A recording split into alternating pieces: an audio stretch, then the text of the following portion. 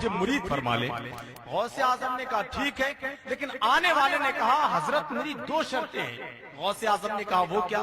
اس نے کہا پہلی شرط تو یہ ہے کہ میں نماز نہیں پڑھتا ہوں، وہ نہیں پڑھوں گا۔ دوسری شرط یہ ہے کہ چوری کرتا ہوں، چوری کرنا بھی نہیں چھوڑوں گا۔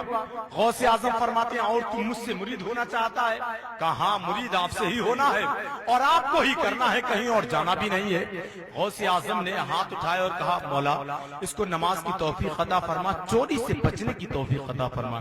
غوث اعظم فرماتے ہیں ایک شرط میری ہے۔ اس نے کہا سرکار دو شرطیں آپ مانتے ہیں، ایک میں مان لوں گا۔ غوث اعظم فرماتے ہیں جہاں اذان کا وقت ہوگا وہاں تجھے اذان پڑھنی ہوگی۔ کہا ٹھیک ہے، یہ کتنی بڑی بات ہے۔ مرید کیا، کرنے کے بعد گھر پر گیا، گھر پر جانے کے بعد اذان پڑھتا۔ ظہر کا وقت ہوتا اذان پڑھتا، عصر کا وقت ہوتا اذان پڑھتا۔ ایک دن ہو گیا، دو دن ہو گئے، تین دن ہو گئے۔ اس کی بیوی نے کہا چوری وغیرہ کرنے جاتے تھے، کیا ہوا؟ سارا گھر کا مال ختم ہو گیا؟ یہ کون سا کام اپنا لیا ہے تم نے؟ نہ مسجد جاتے نہ گھر میں نماز پڑھتے، اذان پر اذان دیے جا رہے۔ تو اس نے کہا کیا بتاؤں، میرے شیخ نے ایسے کام پر مجھے لگایا ہے کہ چوری کا ٹائم ہی نہیں مل پا رہا۔ انہوں نے دو شرطیں میری مانی ہے، اب مجھے ایک تو ماننی ہی پڑے گی، ہے نہیں؟ تو ایسا کام ہے یہ اذان کا کیا ہے اور مجھے ماننا ہے، لیکن چوری کرنے نکلتا ہوں، دیکھتا ہوں کہ اذان کا وقت ہو جاتا ہے۔ غوث اعظم نے کہا ہے کہ یہ شرط ماننی ہے، جہاں اذان کا وقت ہو جائے وہیں اذان پڑھنی ہے۔ اس کی بیوی نے کہا کچھ تو کرنا ہوگا۔ بولا ٹھیک ہے، ٹائم نکالتا ہوں۔ رات کی تاریکی میں بغداد شریف میں جو سب سے امیر تھا اس کے گھر پر دیوار کود کر پہنچتا ہے اور وہیں پہنچتا ہے جہاں خزانہ رکھا ہوا ہے۔ خزانہ بھرتا ہے، اپنے تھیلے میں چلنے والا ہی ہوتا ہے کہ دیکھتا ہے فجر کی اذان کا وقت ہو جاتا ہے۔ اس نے کہا غوث اعظم نے کہا تھا جہاں اذان کا وقت ہو جائے، اب مجھے تو شرط ماننی ہے، دونوں نے مانی ہے میری۔ وہیں پر سامان رکھا، اسی گھر پر اذان پڑھنا شروع کر دی۔ سبحان اللہ بول دے۔ گھر کے لوگوں نے اپنے گھر میں اذان کی آواز سنی تو خوشی میں اچھل پڑے، بولے اٹھو آج گھر میں لگتا ہے اللہ کا ولی داخل ہو گیا۔ بول دے سبحان اللہ، بولے لگتا ہے آج گھر میں اللہ کا ولی داخل ہو گیا۔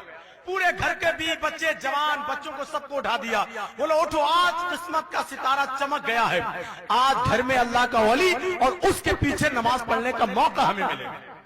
گھر کے لوگ وضو بنا کر فارغ ہوئے، وہ اذان پڑھ کر فارغ ہوا، کیا دیکھتا ہے چاروں طرف بھیڑ لگی ہوئی، اب دیکھا تو گھبرا گیا، بولا آج غوث اعظم نے مجھے پھنسا دیا، آج میں پھنس گیا، بچنے والا ہوں نہیں۔ گھر کے لوگ بولے حضرت سنتیں ادا کر لیجئے، آپ کو نماز پڑھانا۔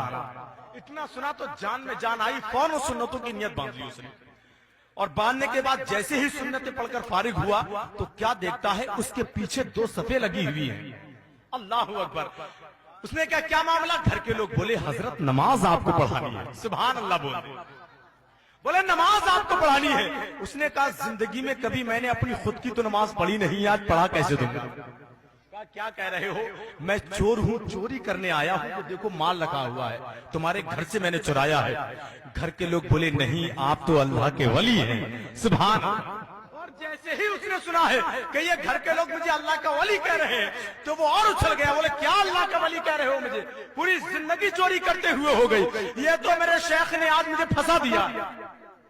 گھر کے لوگ کہہ رہے ہیں نہیں حضرت نماز آپ کو ہی پڑھانا ہے، وہ کہہ رہا ہے میں چور ہوں، گھر کے لوگ کہہ رہے ہیں نماز آپ کو ہی پڑھانا ہے، آپ تو اللہ کے ولی ہیں، اور ادھر غوث اعظم اپنے حجرے میں مسکرا رہے ہیں اور کہہ رہے ہیں ایک وعدہ کیا تھا آج پھنس گیا ہے، مجھ سے ایک وعدہ کیا تھا آج پھنس گیا ہے، مرتا کیا نہیں کرتا۔